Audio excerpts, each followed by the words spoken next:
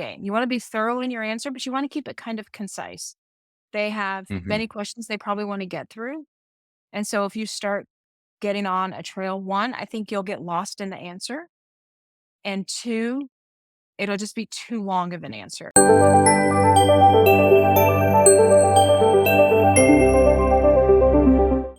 All right, here we go. Sebastian, thank you for doing a mock Hmm. interview with me. As mentioned, my name is Christine, and I'm going to be interviewing you today. I'm one of the admissions advisors at Med School HQ. Sounds good. All right.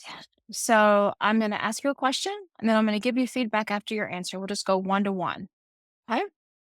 Okay, sounds good with me. Awesome. All right, Sebastian, why don't we start and you go ahead and tell me about yourself? Yeah, I'll say right now I'm a student at CSUN. That is in California. I have a major in biotech and a minor in chemistry. Pretty much, I live in California my whole life. I live with my mother, stepdad, brother, and my two little dogs. My parents are divorced, but I do see both of them pretty often. I make sure of that to go on as well, give time to each parent. And yeah, pretty much my hobbies. On my free time, I like to go out with friends to go see movies, to go and maybe play a few sports, go to the gym when I can. I know that it's very, I guess, crucial to my mental health. As well, I try to go and swim whenever I can. I swam back in high school, so I'm doing it now. I just feel that it's now maybe a part of my life to go and swim when I can. And yeah, and that is pretty much a good introduction. I am a mixture of races. Both my parents grew up and were raised in Peru, so I am Peruvian. I do have a little bit of also Asian background, so a bit of a Chinese and Japanese because my mom has a grandparent who was Asian. So that's why I guess I have a mixture of those cultures. But yeah, I think that is a good rundown of who I am, and yeah. Awesome. All right. First and foremost, thank you for sharing all that with me. It's great to get to know you. And in general, your approach to answering this question is exactly the kind of thing that I think we would want to hear in a tell me about yourself. When I ask you to tell me about yourself, I am really trying to get to know you outside of your application. So I like the fact that you went to CSUN, you were born and raised and live in California your entire life. You have siblings, your parents, some of your hobbies and things like that. The Mhm. things that you don't really have to do are do the, okay, that's a good introduction about me. Okay, that's that kind of Yeah. couple closing sentences. That's not necessary. The other thing that you could do as a close to this kind of a question is, what are you doing currently? So I don't know. Are you still a student at CSUN? Are you doing any jobs, experiences, or anything like that at this time? Okay, I see. Yeah. Okay. So otherwise, though, you were spot on. This kind of question, a little bit about your family, where you live, where you went to college, hobbies, what are you doing? Keeping it at about 90 seconds or so. Okay, sounds good. So I guess add a better last statement, pretty much more of a nice last statement, and of course, to go and just add maybe a few drafts. So I guess what I'm doing right now. So say, oh yeah, and I am still a CSUN. I'm a junior right now, and I'm working towards my last 3 weeks. Is that okay? Exactly. Okay, Okay. sounds good. All Yeah. right. Good job. Thank you. Good start. All right, Sebastian, here we go. Tell me why you want to be a doctor. I feel that I guess the point of me being a doctor comes from a lot of reasons. I guess one reason is that my dad has some pretty much, he has type 2 diabetes. And I guess through a lot of my time, I've been with him through a lot of his appointments with doctors. I've been there on the side. I've seen him with doctors and telling him he has that a risk of maybe an amputation, a risk of losing his eyesight, and so beyond that. And I guess it's like being a doctor, I guess he comes in to go and help him with the facts, to go and help him on his health, but also the compassion that I guess he gave my father in his most vulnerable state. It is something that I guess really touched me, and I guess I want to go and be that person for a lot more lives, to go and help people in their most in their most weak state, in their most vulnerable area, but to also help them improve their lives. And lastly, given my own compassion to go and serve them and serve their health. That is one reason. I do feel that a big part of my goal or the why I'm here in this world is to go and serve others. And I feel that using my strong background in science and yeah, just in the sciences, I can go and pretty much put the God's gift that I got and to go and pretty much put it into a good work, into a good valuable or yeah, just into a good role that I feel I can make a big impact in. Great. Thank you so much. Mm, You say you Thank you. haven't really practiced these, but you're doing really well. So I just want to start Really? there. Thank you. The reasons you want to be a doctor are that you're really started off with your dad having type 2 diabetes and some of the risk factors that the doctors talked to him about, right? Yeah, that could be as well. One thing I thought I mentioned with you, I guess more of a question. As well, me as a kid, I saw a lot of like therapists for speech because I guess I have a bit of a stutter at times when Okay. I guess when I'm nervous or that stuff. So Mhm. I guess I thought maybe I can go on and say that as well. Throughout my whole life, pretty much from from like I think maybe 5 years old until maybe I think I stopped going around maybe like before high school, maybe like until 14s. I've been Uh-huh. seeing a lot of these therapists. Could that be also a reason why, even though they're not really doctors, they're more of a speech therapist? Could that Yeah. also be a good factor to go include, or no? It's a potential to include if you can articulate why that impacted your goals to become a doctor. Okay, okay, I So, see. Yeah. okay. But you talk about, and what I like about your answer about your dad is you just didn't focus on your dad's health. You really started thinking about what the physician has done in support of your dad's health. You talk about his compassion and helping your dad and your family, I presume, when there's vulnerability and worry. Hmm. And then you translate that to saying that you want to be that person that also is taking care of families who are also very vulnerable and in that particular situation. Yeah. And then you talk about really service just being who you are and part of your background, that you feel that's your calling. Hmm. Okay. So, what I would say is I would start with the calling in your answer. Just say, first and foremost, I feel like being of service to others is my calling.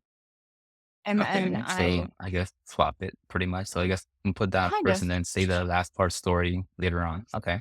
yep. And then I would talk about, again, your dad and the compassion and the kind of person you hope to become as a physician and why that's important to you. Hmm. Okay.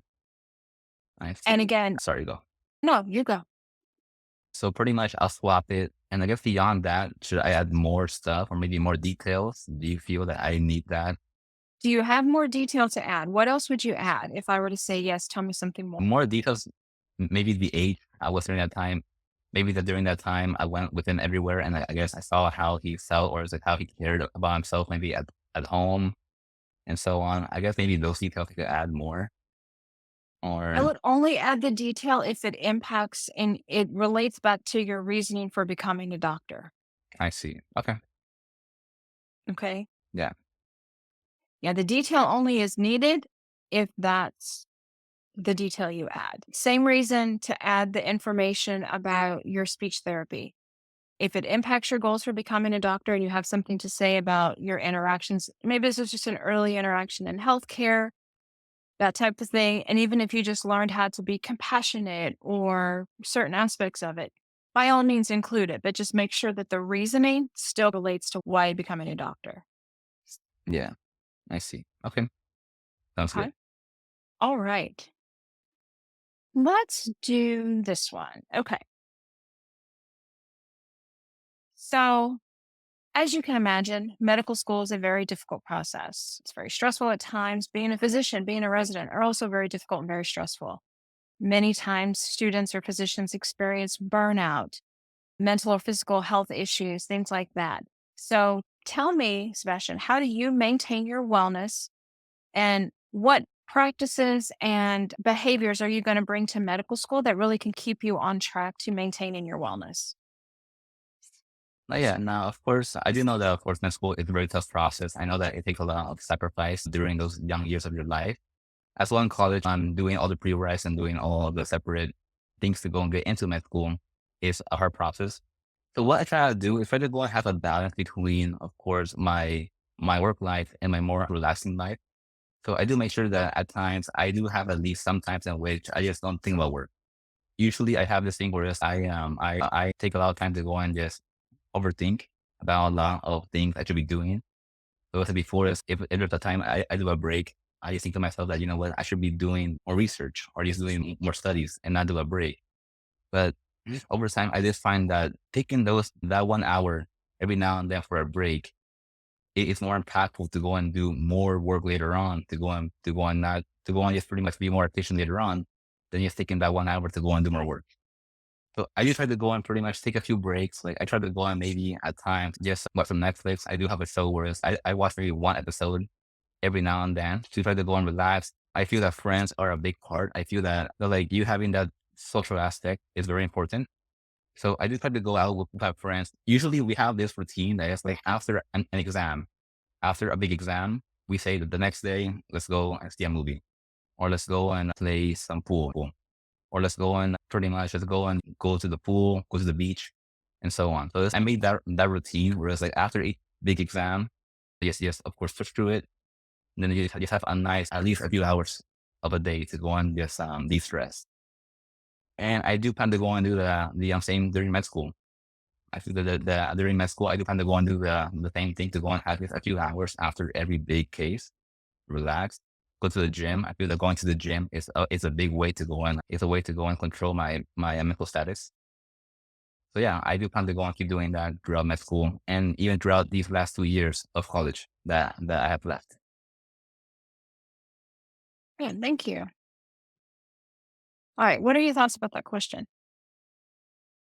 I think I did pretty good. I think some parts maybe I did do a little bit of a repetition. I think also during the start of my answer, maybe I do not have to go into depth about how hard med school is. I think that maybe that part I just not needed. They know that already. That's why they asked me the question. So there's no point to go on me just re-say it again. I think I did all right, but beyond that, I want to go and hear, of course, what you have to go on and say about my answer as well.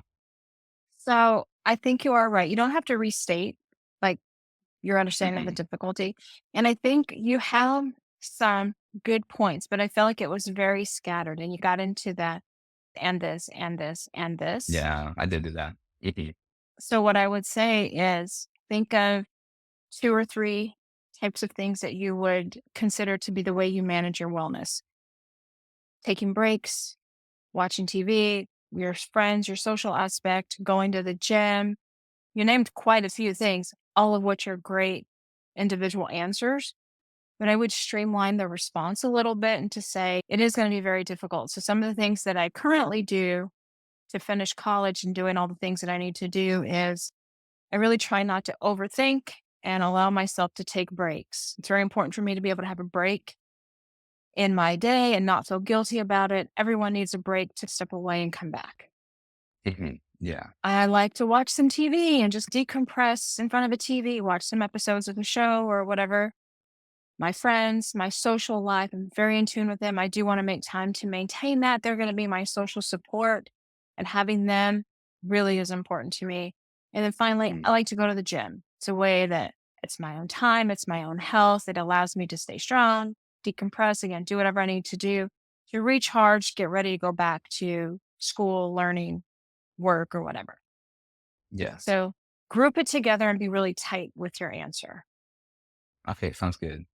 So I guess Okay. just take a few of those that I will maybe do more and just do that and just one answer. Of course, doing too much might just seem too expansive to med school. Okay. I would group your answers together, like 1, 2, 3, 4. And as you're going, one, here's a little bit about it. Two, here's a little bit about it. Three, here's a little bit about it. Four, instead of, because I feel like you were going again, Yeah. and. Yeah. I see. So, Okay. okay. Sounds good. All right. Good job, though. You had the right, the answers are good. Now we're just looking at The actual structure. the Huh. delivery of the answer. Yeah. The delivery. That's the word. Mhm. Okay. What about your past experiences makes you believe that you will be successful in medical school? Yeah. I feel that I went through a lot of rigorous training throughout college. I feel that at times I did take a lot of hard classes together at one time, and and I did find a way to go and pretty much adapt myself and time manage my time to go and handle every single class or exam accordingly.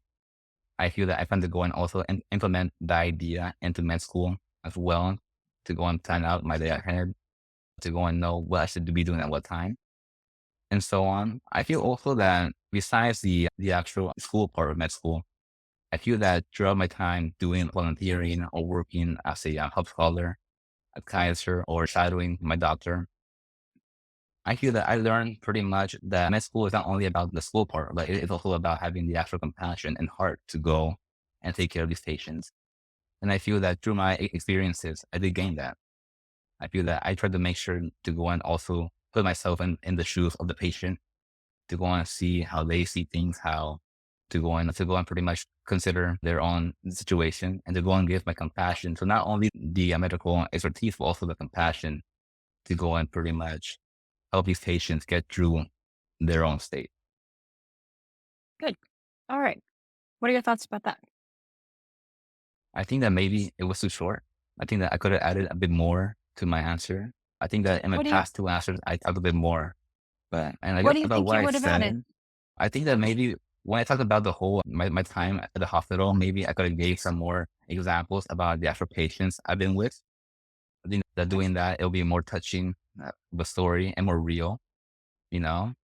I think for the school part, I think that maybe same thing. Maybe I could have add more examples about a challenge, maybe like maybe a challenge I had in the class, maybe that, or it's maybe how I persevered through a certain exam or course. So maybe Okay. more examples throughout each point could have been more helpful. That is what I'm thinking right now. Okay. The examples are possibility. So, let's think about the question. What makes you think you're going to be successful in medical school? So, first and foremost, the academics, right? The rigor of the academics, you feel that you're very well Mhm. prepared. So, if you use an example, uh, I work basically use an example of learning how to study more effectively and more efficiently. You can use that as an example of saying, I know that medical school is going to be very rigorous academically. And the more I improve my study skills, I know the more I'll be ready by the time it's my time to go. Time management, yes. There's a lot of expectation for us. So being able to manage my time now just again continues to improve my ability to go to medical school. So you can certainly include some of that. I did personally love, in addition to what you talked about, in addition to the academics, there's also the compassion on the heart, which I've gotten through my experiences and give a little bit of an example about that. I think that would be fantastic. Okay, sounds good. Okay. Then I do think using a little bit of an example from your experiences, because I liked your inclusion of not just the academic side, but the compassion side. Eh, Okay. Okay, yeah. And I guess pretty much, do you think that just one good example should be it, or maybe I should go and give a few examples of maybe the different patients? Mm-mm. I Uh, think one good just one, example is sufficient. one good Mhm. one. Okay, sounds good. I think when you start going, again, you run into the risk of, and this, and this, and this, and you're going Yeah, to that's lose your listener. You want to keep the time in a reasonable way that will allow you to be thorough but concise. I think that's got to be like the name of the game. You want to be thorough in your answer, but you want to keep it kind of concise. They have hmm many questions they probably want to get through. And so if you start getting on a trail, one, I think you'll get lost in the answer. And two, it'll just be too long of an answer. A couple of minutes is where you want to strive to be 2.5 minutes. okay. Yeah, sounds good. Okay. So I guess in that case, I was a bit short in my answer. I think you're probably at a couple of minutes, but you could certainly have given a more thorough answer. A bit You could more. talk about Mhm. the academic side and give a couple of answers of being ready academically in terms of your study ability and time management. And then you can talk about the quality side of being compassionate and having the heart to do it, learning that through your experiences. And if you give one good example of each of those, I think that would be very thorough and very concise. Okay, sounds good. Okay. All right. We are pretty much coming to the end. Do you have any questions for me? Yeah, I guess my question will be pretty much is what is your advice or what is the best way to go and practice for the interview? So of course, doing these mock interviews, of course, I know are a big help. But it's like Mhm. besides that, is how else do you prepare? Do you think maybe I should read just questions and just answers over time, or is yeah, S- just that's the So question. that's a great question. So first and foremost, I want you to think in bullet points. So as you are prepping questions, I do think it's a good idea to prep and think about questions, but I don't want you to formulate an answer because there's a fine line between being prepped and ready to go and being overly rehearsed and fake. That's what that looks like. So if you find that Yeah. fine line between prepping, think in bullet points. So if I ask you, tell me about yourself, what are 4 bullet points of topics that you could talk about? Family, college, hobbies, and what you're currently doing. Okay, so I guess pretty much And do the bullet points about each. Oh, sorry, my bad. Go ahead. tell me, and then why do you want to be a doctor? 3 bullet points why you would want to be a doctor. That's it. And so then when I ask you, why do you want to be a doctor? The topics you're going to talk about, and then the answer is more genuine and fluid because you don't have a memorized answer. You just know the topics you're going to address. Mhm. Does that Okay, make sense? I see. Yeah, it does. My next question could be is like for an interview at some point, I guess, what if you go and do the answers correctly? Like pretty much you're saying the right things, but let's say your voice comes out as being nervous or maybe like a bit squeaky, maybe a few voice cracks. That has that has also an impact on you getting in or not.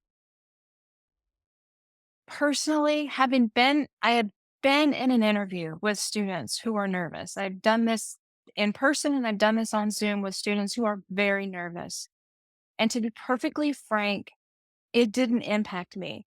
I try to ease you in to the questions fairly comfortably so you can get a little more confidence as you go along.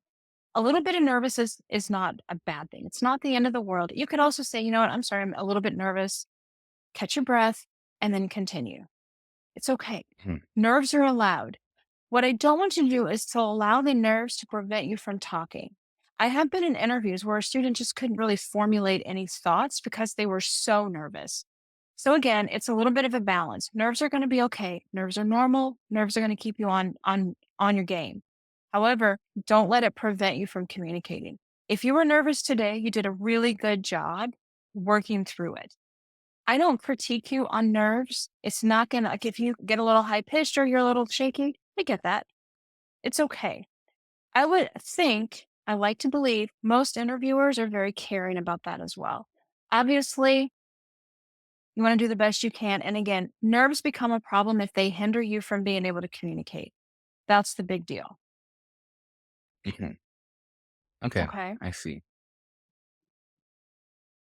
I, I So yeah, my philosophy of interviewing was always welcome to my home. I want you to feel comfortable in my setting. I don't want you to be so nervous you can't function. okay. So I guess as well. I know that it's almost 2 o'clock. So I guess my last little quick question. I guess in terms of the background, if it's fine, if let's say in my background I have maybe a few things, I guess, in my room, or it should be blurred, or just maybe a nice clear background should be the idea. Just I would say as clear and clean as you can make it. Like behind me, you can see going into my kitchen, you can see the picture I have. There's nothing wrong with this background.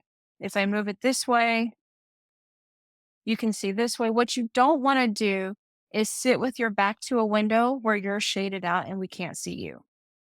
So Okay. just a nice, honestly, your background before you blurred it didn't appear to be problematic. You can sit a little bit higher. You want to center the picture to where you have what potentially looks like good eye contact and things like that. Hmm.